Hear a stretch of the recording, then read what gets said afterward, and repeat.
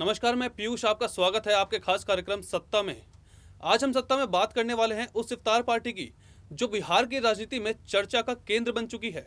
दोस्तों, बिहार में 2 साल बाद चुनाव है, लेकिन उससे पहले ही बिहार की राजनीति का सियासी पारा गर्म हो चुका है और इसको फिर गर्माने का श्रेय जाता है नेता प्रतिपक्ष तेजस्वी यादव को। तेजस्वी यादव और राबड़ी देवी ने कल अपने निवास स्थान पर दावत इफ्तार का आयोजन किया था, जिसमें बिहार के कई राजनीतिक दिग्गज पहुंचे। लेकिन चर्चा का केंद्र बने सूबे के मुख्यमंत्री नीतीश कुमार, जिन्होंने कसम खाई थी कि अब उस गली का फिर दीदार नहीं करेंगे, लेकिन कल इफ्तार में जाने से खुद को रोक ना पाए। सियासत क्या ना करा दे, लेकिन इफ्तार के बाद सभी नेताओं का कहना यही था कि यह एक शिष्टाचार मुलाकात थी। लेकिन सियासत में कोई क्यों ही किसी से ऐसे मिलता है लेकिन सियासत में कोई क्यों ही किसी से ऐसे मिलता है, वो भी जब दोनों पक्ष एक दूसरे को पानी पी पी कर कोस रहे हों। लेकिन खैर, राजनीति तो संभावना और दूरदर्शिता का खेल है। इस मुलाकात की चर्चा इसलिए भी जोरों पर है क्योंकि आज अमित शाह बिहार के दौरे पर हैं। वो बिहार में बाबू वीर कुंवर सिंह की जयंती पर बीजेपी द्वारा आयोजित विजयोत्सव में शामिल होंगे। उसके बाद वे नारायण मेडिकल कॉलेज के दीक्षांत कार्यक्रम में शामिल होंगे।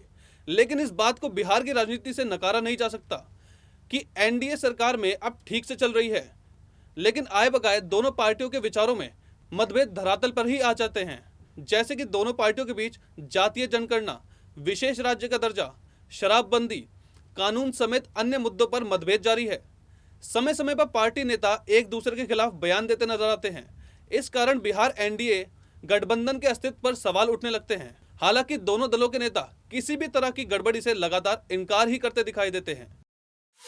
आरजेडी की इफ्तार में नीतीश कुमार। बिहार की एनडीए सरकार में गहमागहमी के बीच कल शाम को बिहार के मुख्यमंत्री तेजस्वी यादव के बुलावे पर पूर्व सीएम राबड़ी देवी के निवास स्थान पर इफ्तार पार्टी में पहुंचे। कार्यक्रम में यूं तो पक्ष विपक्ष के बहुत से नेता पहुंचे, जिसमें भारतीय जनता पार्टी के शाहनवाज हुसैन, लोक जनशक्ति पार्टी अध्यक्ष और लोकसभा सांसद चिराग पासवान भी शामिल थे। इफ्तार पार्टी से आई एक वीडियो में साफ देखा जा सकता है कि नीतीश कुमार और तेजस्वी यादव साथ में बात कर रहे हैं। ये निजी बातें हो सकती है या फिर बिहार की राजनीति में कुछ बड़ा होने वाला है। वैसे तो मीडिया रिपोर्ट्स के अनुसार मुख्यमंत्री नीतीश कुमार का तेजस्वी यादव की इफ्तार पार्टी में जाना, वो भी तब जब अगले ही दिन अमित शाह बिहार आ रहे हैं, बहुत से प्रश्न खड़े करता है। तेजस्वी क्यों चाहते हैं नीतीश और चिराग पासवान का साथ? नीतीश कुमार और चिराग पासवान का तेजस्वी यादव की इफ्तार पार्टी में जाना महज एक इत्तेफाक नहीं माना जा सकता। आपको बता दें कि आरजेडी के पास तत्कालीन समय में बिहार विधानसभा सीट में 75 सीटें हैं और एनडीए के साथ गठबंधन वाली जेडीयू के पास 45 सीटें हैं। बिहार विधानसभा में बहुमत के लिए 122 सीटों की आवश्यकता होती है, जिसमें बिहार के महागठबंधन के पास 92 सीटें हैं। अगर नीतीश कुमार का समर्थन महागठबंधन को मिल जाता है तो उनके पास 137 सीटें हो जाएंगी, जिससे तेजस्वी यादव भाजपा को शिकस्त देने में कामयाब होंगे। वहीं आरजेडी के तेज प्रताप यादव का एक ट्वीट काफी वायरल हो रहा है, जिसमें उन्होंने नीतीश कुमार की महागठबंधन में एंट्री पर रोक लगाई थी। और वहीं आज तेज प्रताप यादव ने आरजेडी और जेडीयू को लेकर बड़ा बयान दिया, जिसमें उन्होंने जल्द ही कुछ बड़ा करने की बात कही। लेकिन ये बातें आ रही हैं कि जब से तेज प्रताप ने नो एंट्री का बोर्ड लगाए थे, नीतीश कुमार उसके बाद से नहीं आए थे। आपने हाल के दिनों में ही ट्विटर पे एंट्री नीतीश कुमार लिखा था, उसके बाद कि आपकी दूरदर्शिता थी ये, या आने वाले समय में एक बड़ा जो है वो राजनीतिक कदम उठने जा रहा है? पॉलिटिक्स है और राजनीति में उथल पुथल होते रहता है। आज हम हैं तो कल वो हैं, कल वो रहेंगे तो आज हम रहेंगे, तो ऐसा ये सब चीज़ उथल पुथल जो है चलता रहता है। अब इसमें नीतीश कुमार जी आए, पहले तो हमने तो लगाया था कि नो एंट्री का बोर्ड, अब एंट्री नीतीश चाचा जी हमने लगाया बोर्ड, तो वो आ गए यहाँ, आ गया तो सरकार बनेगी। तो बिहार की सियासत के महाभारत के कृष्ण आप पूरी तरह से नजर आने लगे। कृष्ण ने जिस तरीके से महाभारत में अपनी रचना की थी, व्यू रचा था, इस तरह से कह सकते हैं कृष्ण हैं आप इस बिहार की सियासत के महाभारत। और कौन हो सकता है? जब ना हमने जब अर्जुन घोषित कर ही दिया है पहले, बार बार इस बात को रिपीट करने से क्या फायदा? कृष्ण है तो हैं, कृष्ण तो सर्वव्यापी हैं। तो सरकार बन रही है, सरकार बनाएंगे, खेल होगा, ये सीक्रेट है, हमारी सीक्रेट बातचीत हुई है नीतीश जी से। पीएम मोदी को बताया अपना राम, फिर भी गठबंधन से बाहर। दरअसल बीजेपी से चिराग और मुकेश सहनी दोनों नाराज हैं। पहले चिराग पासवान को बीजेपी ने एनडीए गठबंधन से बाहर का रास्ता दिखाया, फिर मुकेश सहनी के सभी विधायक को अपने पाले में ले लिया, यहाँ तक कि मुकेश सहनी को बिहार मंत्रिमंडल से भी आउट कर दिया।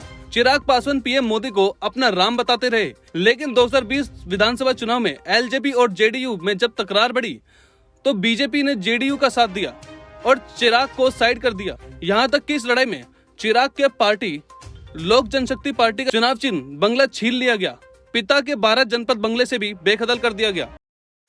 आज बाबू वीर कुंवर सिंह के याद में सब कुछ आयोजित किया जाता है और ये बिहार में बहुत जमाने से किया जा रहा है। ये सब तो आपको मालूम है और उस सिलसिले में हम लोग आते ही हैं और इस सिलसिले में हम लोगों ने काफी पहले कार्यक्रम किया है।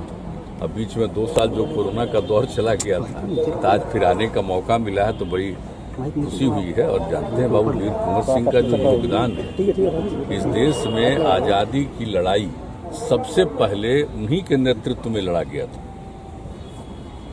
आप समझ लीजिए 1857 की बात है और जो उस तरह से पूरा लगभग 1 साल के करीब में वो लड़ाई लड़ी और देश के किस किस हिस्सों में नहीं गए और उस समय के जो फोर्स में थे, पुलिस में थे, आर्मी में थे, उसमें से कुछ लोग जो भारत के थे उन्होंने रिवोल्ट किया था और इनके साथ वीर कुंवर सिंह जयंती पर नीतीश कुमार ने दी श्रद्धांजलि।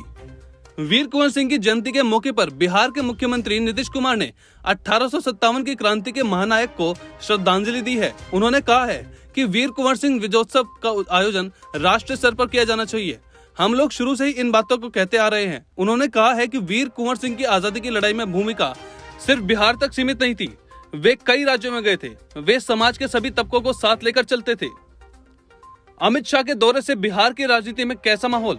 वीर कुंवर सिंह जयंती के समारोह में हिस्सा लेने गृह मंत्री अमित शाह आज बिहार आए, लेकिन उनके बिहार में कदम रखने से पहले ही बिहार में सियासी समीकरण देखने को मिला, जहां कल शाम नीतीश कुमार विपक्ष की इफ्तार पार्टी में गए और वहां पर नीतीश को और तेजस्वी के बीच हुई चर्चा के बाद तेज प्रताप यादव का बयान आया, जिसमें उन्होंने कहा था कि जल्द ही बिहार में कुछ नया देखने को मिलेगा। वैसे तो अब गृह मंत्री अमित शाह के वहां पहुंचने के बाद क्या कुछ बातचीत होगी ये तो बाद में ही पता चलेगा, लेकिन कल की खबर ने फिर से बिहार की राजनीति को गरमा दिया है। तो अब बिहार की राजनीति किस ओर करवट लेगी? क्या तेजस्वी यादव नीतीश कुमार को महागठबंधन में ला पाएंगे? इस जैसी तमाम खबरों को देखने के लिए बने रहिए हमारे साथ नेक्स्ट 9 न्यूज नेशन पर।